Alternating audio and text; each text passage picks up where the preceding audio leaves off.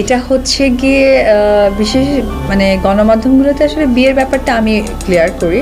আসলে বিয়ে হচ্ছে ঠিকই, তো ডেফিনেটলি আমাদের বিয়ে হচ্ছে, নাহলে শ্বশুর বাড়ি কি করে হয়।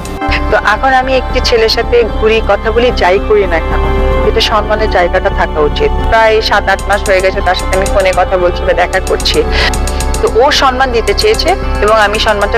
এবার একটি নিউজ পোর্টাল চ্যানেলে গুড নিউজ দিল অভিনেত্রী অপু বিশ্বাস। নিজের জীবনটা আর দোটানার মধ্যে কতদিন তিনি রাখবে, তাই তো সবটাই জানিয়েছে সোশ্যাল মিডিয়াতে। বিয়ে করছেন তিনি, শ্বশুরবাড়ি হচ্ছে তার সিঙ্গাপুরে।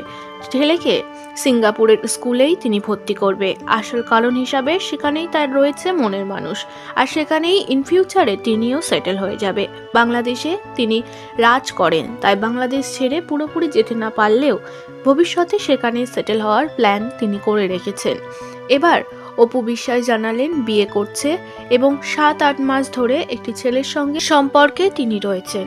কারণ তিনি জানিয়েছে, একটা জীবন তো আমাকে বাঁচতেই হবে, আমি না বেঁচে থাকলে আমার সন্তানটার কি হবে, তারও তো একটা ভাই বা বোনের দরকার আছে, আমি ছাড়া তো আমার সন্তানের কেউ নেই। সবকিছু বিবেচনা করেই এবার নতুন পথে হাঁটছেন তিনি।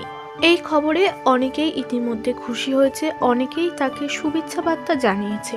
কারণ একটা নারী হিসাবে একা অনেক লড়াই করে যাচ্ছে অভিনেত্রী অপু বিশ্বাস। তার পাশে নেই বাবা মা অনেক দিন হয়ে গেছে তারা গত হয়েছে। স্বামী তাকে ছেড়ে দিয়েছে 8-8টা বছর, তবে স্বামীর আশাতেই বেঁচেছিলেন তিনি। হঠাৎই সামনে এসেছে বুবলি প্রেগনেন্ট, সেই হিসাবে বোঝাই যায় যে শাকিব খান পুরোপুরি শবনম ইয়াসমিন বুবলিরই হয়ে গেছে। অপুর আর পাওয়ার কোনো রকমই চান্স নেই। তাহলে তো অপুকে একটি লাইফ বাঁচতেই হয়।